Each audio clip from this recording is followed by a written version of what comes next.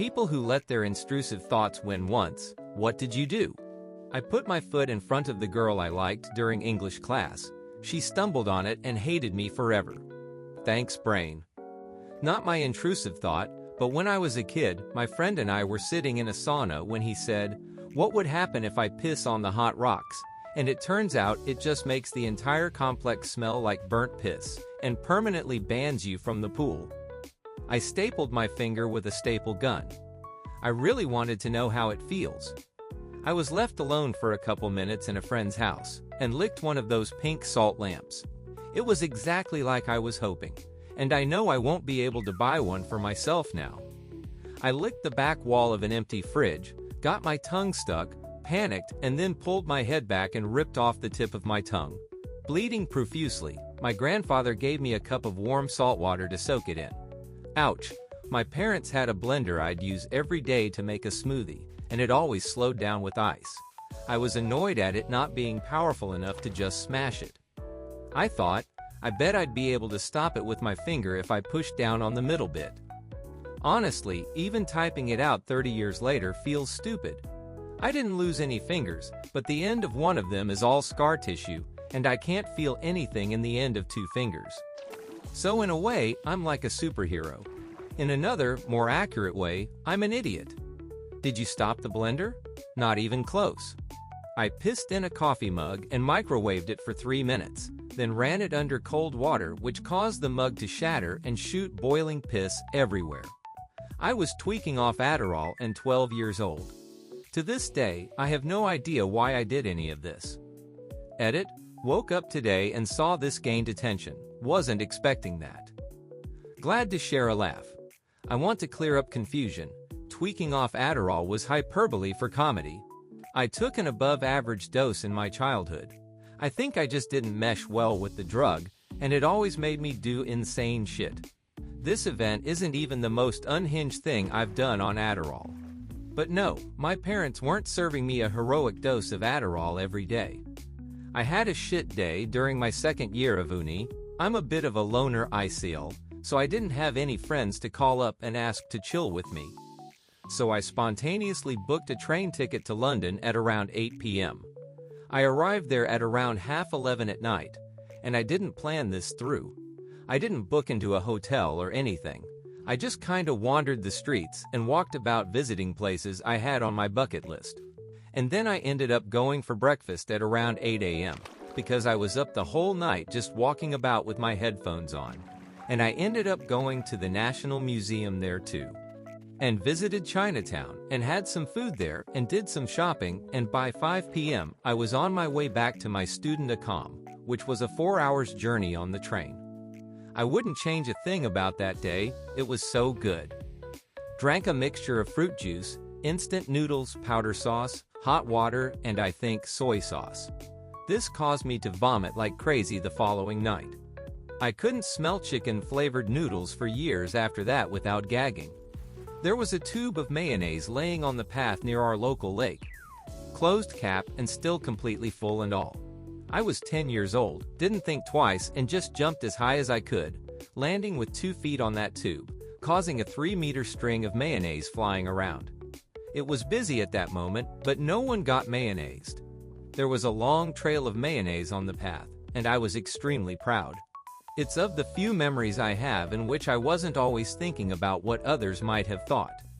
And one of the even fewer memories in which a stupid thing occurred, and when looking back at it now, I'm not having any regrets. I put in the ends of copper wire in an electrical outlet. It sparked and popped. Otherwise, I'm unharmed. Bonus.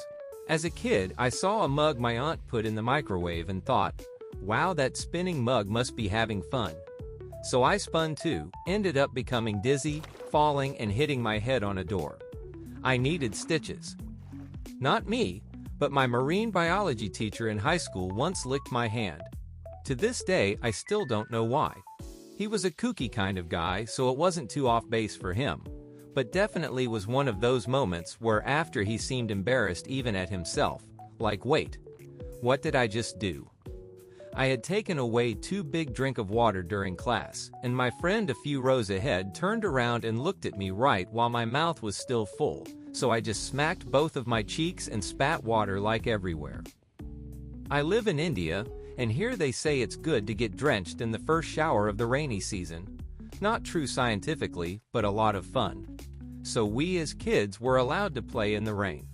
I played for half an hour, and I came back home. My mother gave me a nice bath with clean, warm house water.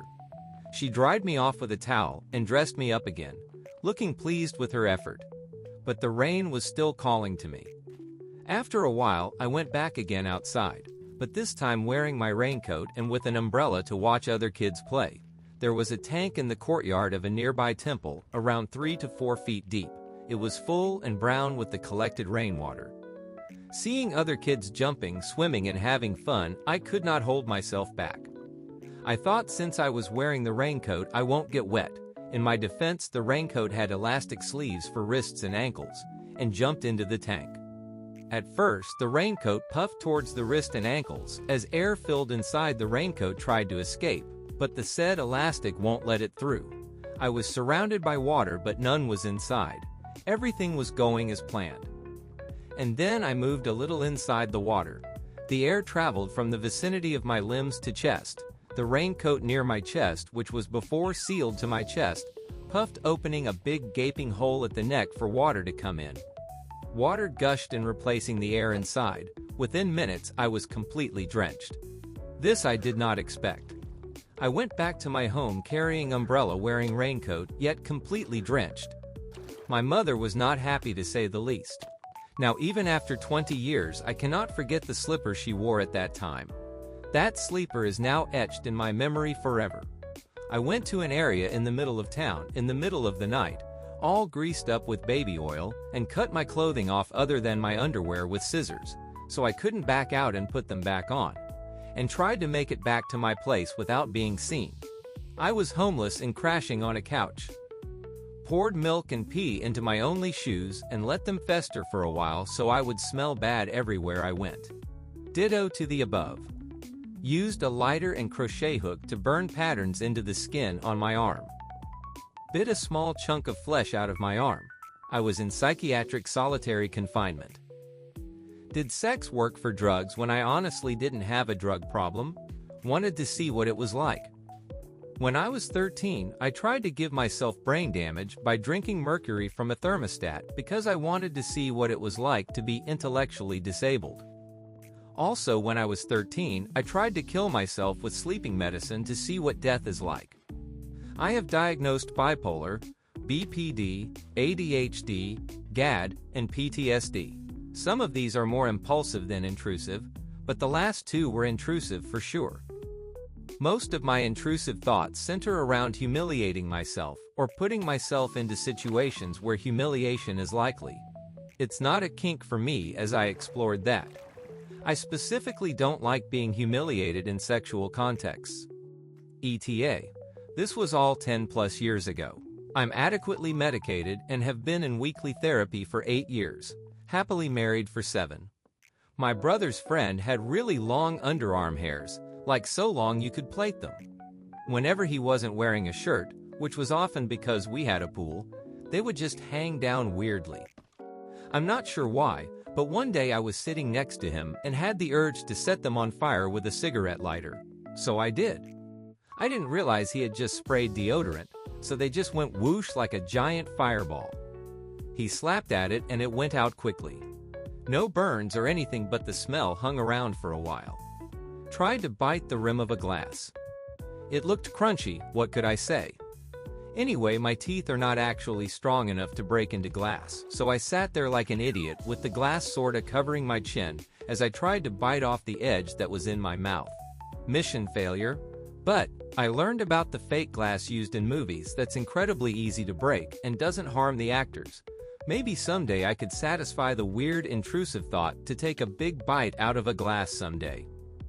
It looks edible to me, but I know I'd be in a world of pain if I actually did bite and chew into one, so I tend to bite and chew on lollipops instead to satisfy my craving for something crunchy and brittle. Thanks for watching. If you liked what you saw, make sure to give a thumbs up, subscribe, and ring the bell for more videos. See you soon again.